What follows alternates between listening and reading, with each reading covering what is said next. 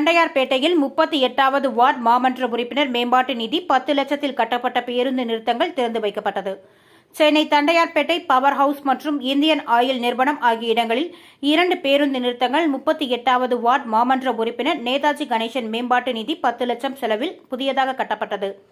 இதை வடசென்னை நாடாளுமன்ற உறுப்பினர் கலாநிதி வீராசாமி மற்றும் வடசென்னை வடக்கு மாவட்ட பொறுப்பாளர் RT சேகர் MLA மற்றும் RK நகர் சட்டமன்ற உறுப்பினர் JJ எபினேஷர் இன்று திறந்து வைத்தனர்.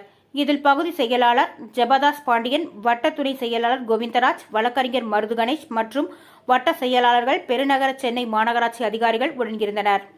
இந்நிகழ்வில் மண்டல குழு தலைவர் நேதாஜி கணேசன் ஏற்பாட்டில் மாற்றுத்திறனாளி ஒருவருக்கு 3 சக்கர வாகனம் வழங்கப்பட்டது.